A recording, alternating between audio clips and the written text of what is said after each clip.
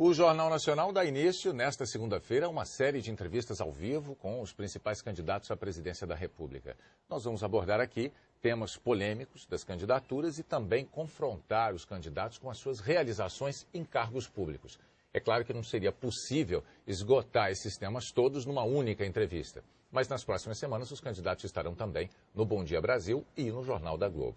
O sorteio, realizado com a supervisão de representantes dos partidos, determinou que a candidata do PT, Dilma Rousseff, seja a entrevistada de hoje. Nós agradecemos a presença da candidata. Boa noite, candidata. Boa noite. E informamos também que o tempo de 12 minutos da entrevista começa a contar a partir de agora. Candidata, o seu nome como candidata do PT à presidência foi indicado diretamente pelo presidente Lula. Ele não esconde isso de ninguém. Algumas pessoas criticaram, disseram que foi uma medida autoritária por não ter ouvido as bases do PT. Por outro lado, a senhora não tem experiência eleitoral nenhuma até este momento. A senhora se considera preparada para governar o Brasil longe do presidente Lula? Olha, William, Fátima, eu considero que eu tenho experiência administrativa suficiente. Eu fui secretária municipal da Fazenda, aliás, a primeira secretária municipal da Fazenda de Capital. Depois eu fui sucessivamente, por 2 vezes, secretária de Energia no Rio Grande do Sul. Assumi o Ministério de Minas e Energia, também fui a primeira mulher e fui coordenadora do governo ao assumir a chefia da Casa Civil, que, como vocês sabem, é o segundo cargo mais importante na hierarquia do governo federal. Então eu me considero, viu, William, preparada para governar o país.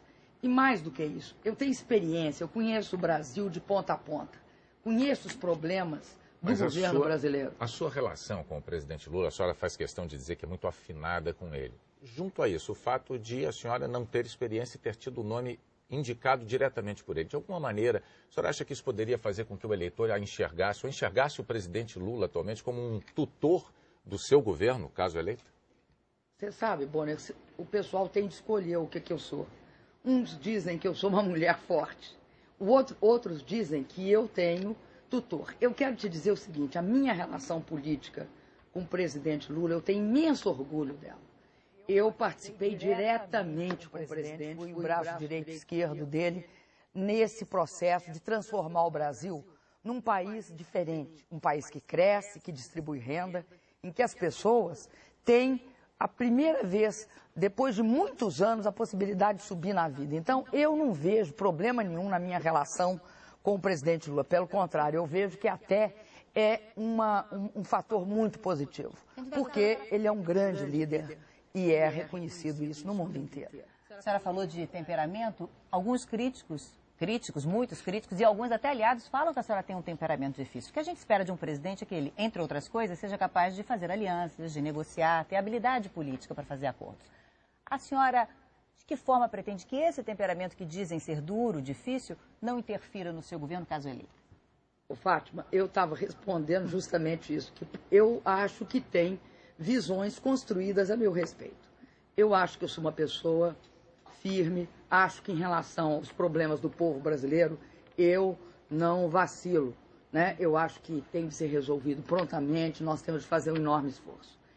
Eu me considero hoje, até pelo cargo que eu ocupei, extremamente preparada no sentido do diálogo. Nós, do governo Lula, somos eminentemente um governo do diálogo. Em relação aos movimentos sociais, você nunca vai ver o governo do presidente Lula, né, tratando qualquer movimento social a cacetete. Primeiro, nós negociamos, dialogamos. Agora, nós também sabemos fazer valer a nossa autoridade. Nada de ilegalidade nós compactuamos. Agora, no caso, por exemplo, a senhora falou de não haver cacetete, mas talvez seja a forma da senhora se comportar. O próprio presidente Lula, esse ano, num discurso durante uma cerimônia de posse de ministros, ele chegou a dizer que achava até natural haver queixas contra a senhora, mas que ele recebeu na sala dele várias pessoas, colegas, ex-ministros, ministros, que iam lá se queixar que a senhora maltratava eles. Olha, Fátima, é o seguinte, no papel, sabe, dona de casa, no papel de cuidar do governo, é meio como se a gente fosse mãe. Tem uma hora que você tem de cobrar resultado. Quando você cobra resultado, você tem de cobrar o seguinte, olha, é preciso que o Brasil se esforce, principalmente o governo, para que as coisas aconteçam, para que as estradas sejam pavimentadas, para que ocorra saneamento. Sim, então, tem uma hora que é que nem você imagina lá na sua casa, não, é que nem na sua casa, a gente cobra. Agora, tem outra hora que você tem de incentivar. Mas, por exemplo, garantir que a pessoa esteja estímulo para fazer. Como mãe eu entendo, mas, por exemplo, como presidente, não tem uma hora que tem que ter facilidade de negociar, por exemplo, futuramente no Congresso, futuramente com líderes mundiais, ter um jogo de cintura aí? O presidente falou em maltratar, né, candidato? Não, o presidente não falou em maltratar. O presidente falou que eu era dura. Não, ele disse isso, a senhora me perdoe, mas o discurso dele está disponível. Veja até. Bem. Ele disse assim, as pessoas diziam que a senhora que foram maltratados pela senhora, mas a gente também não precisa ficar nessa questão até o fim da entrevista, tem outros temas. É muito difícil, depois de anos e anos de paralisia, e houve isso no Brasil. Né? O Brasil saiu de uma era de desemprego, desigualdade, estagnação, para uma era de prosperidade. Nós tínhamos perdido a cultura do investimento. Vamos falar de alianças políticas? Houve uma força muito grande da minha parte, nesse sentido de cumprir meta, de fazer com que o governo Lula fosse esse o sucesso que eu tenho certeza que ele está sendo. Bem, a senhora tem agora nessa candidatura, além do apoio do presidente, a senhora também tem alianças, né, formadas para essa sua candidatura. Por exemplo, a do deputado Jader Barbalho, por exemplo, a do senador Renan Calheiros, por exemplo, da família Sarney. A senhora tem o apoio do ex-presidente Fernando Collor. São todas figuras da política brasileira que, ao longo de muitos anos, o PT, o seu partido, criticou severamente, eram considerados como oligarcas pelo PT. Onde foi que o PT errou? Ou melhor, quando foi que ele errou? Ele errou quando fez aquelas críticas todas ou ele está errando agora quando botou todo mundo debaixo do mesmo guarda-chuva? Eu vou te falar, eu perguntava outra coisa. Aonde foi que o PT acertou? O PT acertou quando percebeu que governar um país com a complexidade do Brasil implica necessariamente a sua capacidade de construir uma aliança ampla. Então errou lá atrás? O PT não tinha experiência de governo, agora tem. Agora, nós não erramos e vou te explicar em que sentido. Não é que nós aderimos ao pensamento de quem quer que seja. O governo Lula tinha uma diretriz: focar na questão social, fazer com que o país tivesse a seguinte oportunidade. Primeiro, um país que era considerado dos mais desiguais do mundo, né, diminuir em 24 milhões a pobreza. Um país em que as pessoas não subiam na vida, elevar para as classes médias 31 milhões de brasileiros. Para fazer isso, quem nos apoia, aceitando os nossos princípios, aceitando as nossas diretrizes de governo, a gente aceita do nosso lado, não nos termos de quem quer que seja, mas nos termos de um governo que quer levar o Brasil para um outro patamar, para uma outra... Então, o resumo é, o PT não errou, nem naquela ocasião, nem agora. Não, eu acho que o PT não tinha tanta experiência, sabe, Bonner? Eu reconheço isso. Ninguém pode achar que um partido como o PT...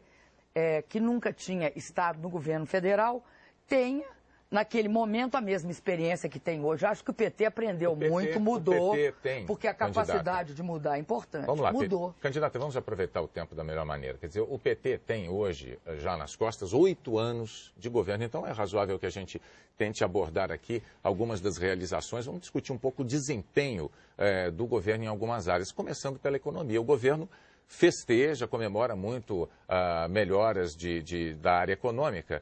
No entanto, o que a gente observa é que quando se compara o crescimento do Brasil com países vizinhos, como Uruguai, Argentina, Bolívia, e também com aqueles pares dos BRICS, os chamados países emergentes, como China, Índia, Rússia, o crescimento do Brasil tem sido sempre menor do que de todos eles. Por quê?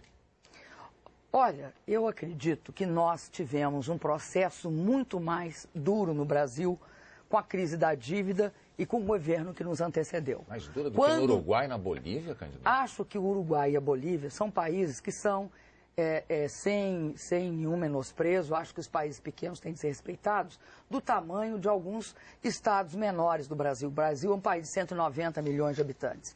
Nós tivemos um processo no Brasil muito duro, Quando chegamos no governo, a inflação estava fora do controle. Nós tínhamos uma dívida com o Fundo Monetário que vinha aqui e dava toda a receita para que a gente ia fazer. Correto, Candidata. O que nós tivemos de fazer? A Rússia também teve dificuldades e é um país enorme. Mas só um pouquinho. O que nós tivemos de fazer, Bonner? Nós tivemos de fazer um esforço muito grande para colocar as finanças no lugar. E depois, com estabilidade, crescer. E isso, esse ano, a discussão nossa, nós estamos entre os países que mais crescem no mundo. Nós estamos com a possibilidade de ter uma taxa de crescimento do produto interno do mundo de 7%. Não necessariamente, Bonner, porque a queda, por exemplo, na Rússia, sem fazer comparações com soberba, mas a queda da economia russa no ano passado foi terrível. A senhora, nós de alguma maneira, tivemos um nível mínimo, criamos quase 1.700.000 empregos no ano da crise. Vamos falar um pouquinho, então, de um outro problema, que é o saneamento. Segundo números do IBGE, o saneamento no Brasil passou de 46,4% para 53,2% no governo Lula, um aumento pequeno, de 1 ponto percentual mais ou menos ao ano. Por que um resultado fraco numa área que é muito importante para a população? Porque nós vamos ter um resultado excepcional a partir dos dados, quando for feita a pesquisa em 2010. Talvez, Fátima, uma das áreas em que eu mais me empenhei foi a área de saneamento. Porque o Brasil, só para você ter uma ideia, investia menos de 300 milhões, o governo federal, menos de 300 milhões no Brasil inteiro.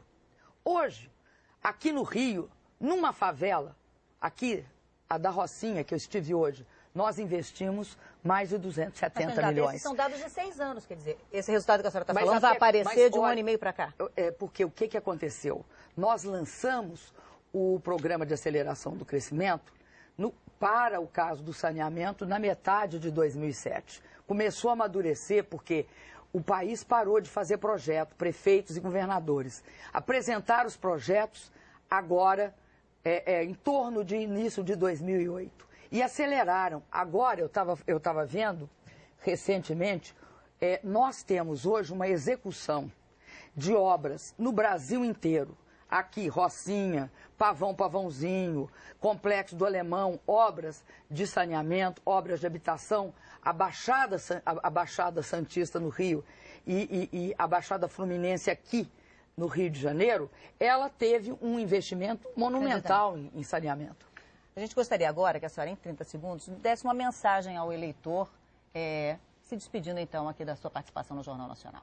Olha, eu agradeço a vocês dois e quero dizer para o eleitor o seguinte: o meu projeto é dar continuidade ao governo do presidente Lula, mas não é repetir, é avançar e aprofundar. É, basicamente, esse olhar social que tira o Brasil de uma situação de país emergente e leva o nosso país a uma situação de país desenvolvido, com renda, com salário decente, com professores bem pagos e bem treinados. Eu acredito que o Brasil é a hora e a vez dele, que nós vamos chegar a uma situação muito diferente, cada vez mais avançada agora, no final de 2014, nesse governo. Muito obrigada, candidata, pela sua participação aqui na bancada do Jornal Nacional. Amanhã, entrevistada ao vivo aqui no Jornal Nacional, será a candidata do PV,